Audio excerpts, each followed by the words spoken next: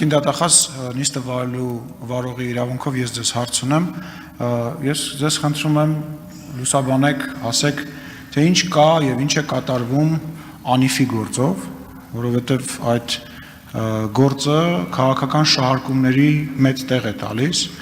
եւ մեր ընդդիմադիր գործընկերները հաճախ հենց հղում են անում դրան եւ տպավորություն ստեղծում, որ իշխանությունը փորձում է կամ փորձել է այդ գործը ինչ որ ձևով ծածկադմփոց անել, որովհետեւ ձևով դրա մասին չխոսել։ Հիմա ես ձեզ հարց եմ ուղղում եւ խնդրում եմ ներկայացրեք մեր падգամավորներին, մեր հանրությանը այդ գործով ինչ զարգացումներ կան, ինչ հնարավոր զարգացումներ կարող են լինել եւ ինչ փուլում է գտնվում։ Շնորհակալություն։ Շնորհակալություն, պարոն Սիմոնյան, շնորհակալ եմ հարցի համար։ Ես տրամադրվել էի արդեն եզրափակիչ ելույթում այս հարցին անդրադառնալ, որովհետեւ ակնկալում էի հանրային քննարկումներին հետևելով, որ այս հարցը կհնչի, շնորհակալ եմ, որ հարցը բարձրաձայնեցիք, էլի չվնասելով նախաքննությանը, որովհետև ակտիվ նախաքննության փուլում ենք գտնվում եւ առաջիկայում նաեւ քրեական հետապնդման հնարավորությունները չենք բացառում շատ կարճ ժամանակահատված հետո ուղղակի կարճ նշեմ թե քննությունը այս պահին ինչ հիմնական ուղղություններ է ներառում, որովհետև մի շարք լրատվականներ տարբեր պարբերականությամբ իրենց ուսումնասիրություններն են հրապարակում, ենթադրելով, որ քննությանը դրանք հայտնի չեն, բայց այդ հրապարակումները եւս դառնում են ուսումնասիրության առարկա։ Շատ կարճ ուղղակի նշեմ, որ Անիֆի աշխատակիցների կողմից ենթադրյալ չարաշահումներ թույլ տալու վերաբերյալ քննչական կոմիտեի հատուկ հանձնարարություններով գլխավոր վարչության վարույթում գտնվող քննության շրջանակներում քննվում են Անիֆի աշխատակիցների կողմից բարձր աշխատավարձեր եւ պարգևավճարներ ստանալու հայկական ավիաուղիներ Փակbaşնետիրական ընկերության Fly-Arna Anji Service, Outsource SP, Areva Consulting, Caucasus Services, Midcube K&G,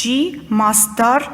Սերմից Ֆերմա, Hard Rock, Global Connect, Tavros, Ապագա Project ընկերությունների հետ համատեղ գործունեության ընթացքում առերևույթ չարաշահումներ թույլ տալու դրվագները։ Ես հատուկ նշեցի ընկերությունները, որտեղ յուրաքանչյուր դրվագ, որը շրջանառվում է մամուլում, շրջանառվում է հենց այս ընկերությունների հետ կապված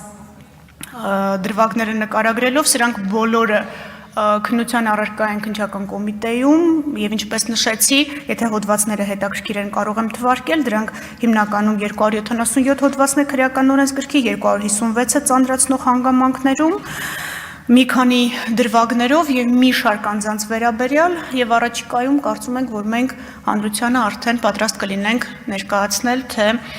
ինչ արդյունքներ ունենք, իսկ մենք հանրությանը հիշեցնեմ, որ ներկայացնում ենք, պարոն Սիմոնյան, որ գործը արդեն ուղարկում ենք դատարան, այսինքն դատական հեռանկար ենք տեսնում վարույթով։ Ձեր թույլտվությամբ այսքանով սահմանափակեմ նախքննությանը չվնասելու, նաև այս փուլում, ինչպես նշեցի մեկ այլ հարցին պատասխանելիս, ոչ ամբողջական տեղեկատվություն չներկայացնելու նկատառումներից ելնելով, բայց առաջիկայում իհարկե ավելի մանրամասն կհրապարակենք։ Արձագանքեմ ձեր թույլտվությամբ, եթե հնարավոր է նախաքննության գաղտնիքը չխախտելով, կան եղել են արդյոք նախկին ներկա պաշտոնյաներ, որոնք այս գործով հարցաքննվել են, բացատրություններ են տրվել, եւ արդյոք հիմա կա կոնկրետ անձանց հետ կապված մեղադրանքի